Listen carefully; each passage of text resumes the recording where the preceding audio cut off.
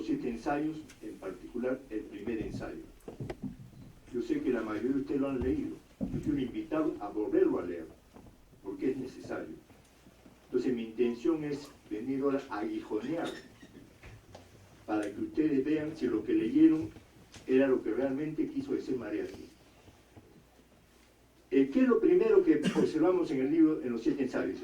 Al leer por primera vez este libro, 7 ensayos de interpretación de la realidad peruana de José Carlos Mariátegui, que en su edición popular abarca 350 páginas, lo primero que nos llama la atención es que Mariátegui le dedicó casi la tercera parte, 122 páginas, al 7º ensayo, el proceso de la literatura, y solamente 22 páginas, menos del 10% del libro, al primer ensayo, esquema de la evolución económica.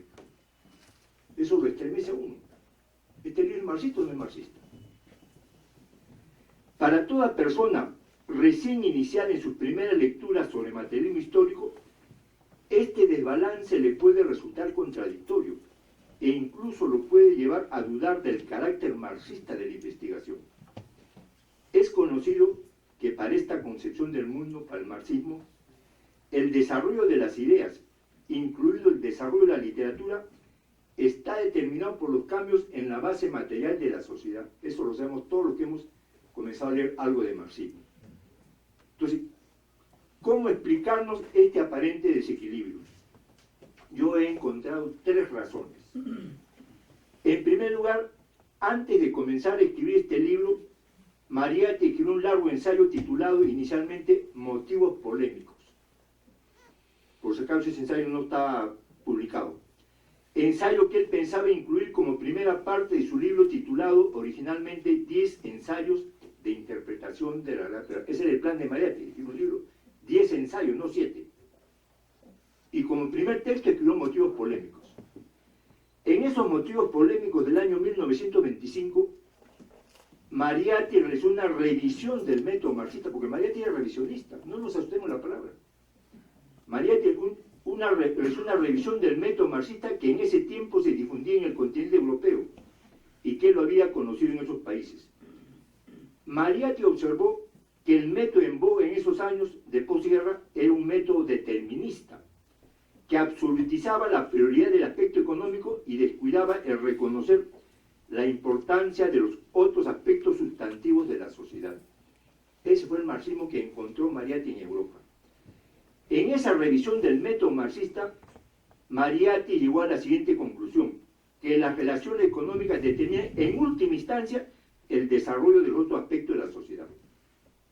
O sea, las relaciones económicas no determinan todo, sino en última instancia. Y todos los aspectos de la sociedad interactúan uno sobre otro.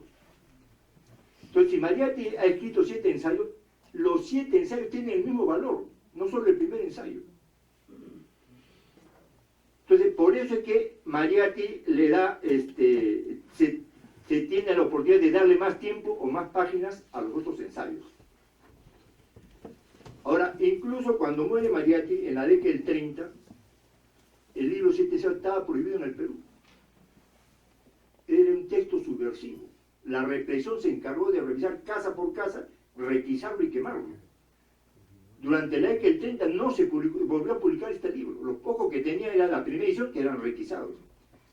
Pero lo peor fue que los que se decían seguidores de Mariátegui fueron los primeros en detectar este libro. Y aquí hay un mérito de unos publicistas chilenos, porque en la década del 30 la única edición que se publicó fue en Chile, que tuvo 2 aspectos. Primero, que se atrevieron a publicar los 7 ensayos, pero no publicaron 7, publicaron 6.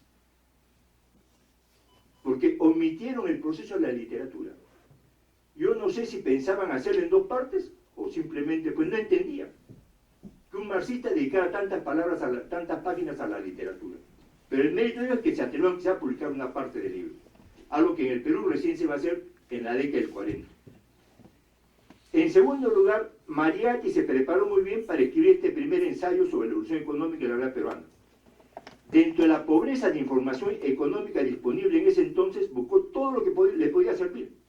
Y así encontró un libro muy importante que ahora muy pocos citan y comentan, La estadística industrial del Perú, publicada en el año 1922 por el ingeniero Carlos Jiménez. Este libro lo publicó creo que se llamaba el Ministerio de Fomento, algo por el estilo, ¿no?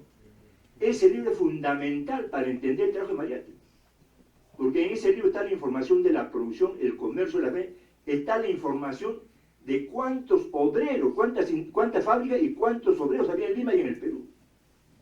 Y si no conocemos eso, no vamos a conocer bien el trabajo de Mariátegui.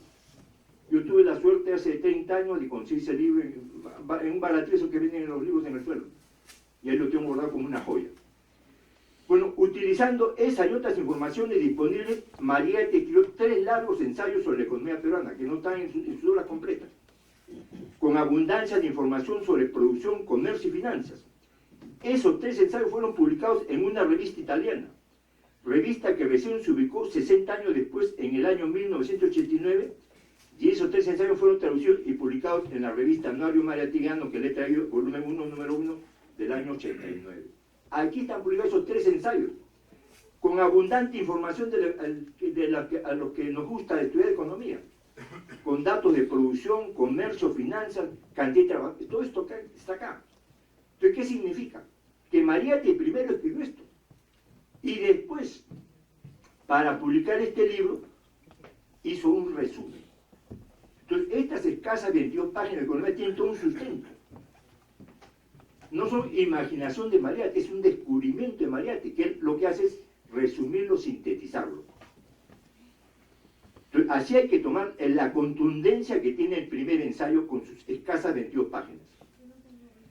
En tercer lugar, hay otro hecho que destacar, que puede ser, según mi manera, la explicación de ese desequilibrio entre el primero y el séptimo ensayo. En tercer lugar, hay que destacar que Mariátegui, siendo un destacado teórico, nunca se consideró tal, y mucho menos un ideólogo, como andan diciendo por ahí. Mariátegui no fue un ideólogo, y él no se considera, siendo teórico, no se considera un teórico. ¿Qué cosa se considera Mariátegui? Mariátegui se consideraba a sí mismo un agitador intelectual. Él ante todo se consideraba un político. Para él sus libros eran armas de combate en la lucha política. Por eso optó por publicar un ensayo breve pero muy sustancial. Él mismo lo dice en la presentación del libro, porque el número de páginas ya le parecía excesivo, entonces cortó ahí el libro. En vez de publicar los 10 ensayos, solo publicó 7, ¿no? Y los otros 3 tenían que pasar a ser parte del libro Ideología y Política en el Perú, que es el nombre que Mariátegui leyó, que por si acaso no es este libro. 2. Lo segundo que llama la atención en el libro 7 ensayos es la cantidad de información tan precisa con la que Mariátegui comentó y sustentó cada uno de sus ensayos.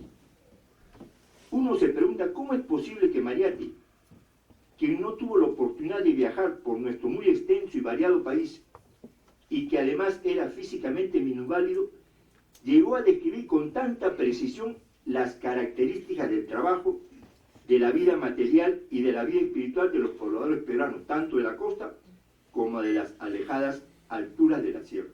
Uno lee el libro y dice, ¿cómo un hombre que no conocía, cómo puede escribir esto? Uno se pregunta eso. Yo considero que este libro tiene un secreto, y no podemos vivir con secretos. Tenemos que difundir los secretos. El secreto de este libro, según mi opinión, radica en que en el fondo fue una obra colectiva. Lleva el nombre de Mariátegui, pero no fue solo obra de él. En el rincón rojo de la vivienda de Mariátegui, que la mayoría de nosotros conocemos ahí en el Girón Washington, Mariátegui acostumbraba a recibir y reunirse con trabajadores venidos de diferentes partes del país. A todos los motivaba para que le informaran de las condiciones de trabajo y de vida en las comunidades indígenas de Puno, Cusco, Junín, Cajamarca, y en los valles costeños, Lambayeque, La Libertad, Ica y otros lugares. Con toda esa información de primera mano, Mariátegui llegó a expresar sólidas afirmaciones. La redacción es de Mariátegui, pero la información no todo lo sacó en los libros, sino que era el método de la encuesta. Se adelantó décadas, ¿no?, a lo que ahora fuese muy, en todas las unidades sencillas, cómo hacer encuesta. Entonces Mariátegui tenía, quienes lo conocían Mariátegui, tenía como una máquina de encuestas en el cerebro. Alguien lo visitaba y él abundaba en preguntas. Mariátegui era poco de hablar, no abrumaba a su visitante, más le gustaba motivar para que las personas expresen lo que sienten, lo que viven, ¿no? Y Mariátegui iba procesando todo eso, porque Marek ya tenía su esquema, ¿no? A cada idea que recibía sabía dónde colocarla y cómo manejarla. Yo, por mi actividad profesional, en los últimos 25 años he tenido la oportunidad de viajar, trabajar y vivir por periodos más o menos largos en más de 30 provincias del país, tanto de la costa como de la sierra e incluso de la selva. He vivido en comunidades indígenas, ¿no? Y he encontrado que la descripción que hizo Mariátegui coincide en gran parte con lo que yo pude encontrar en mi conocimiento directo de la realidad del país.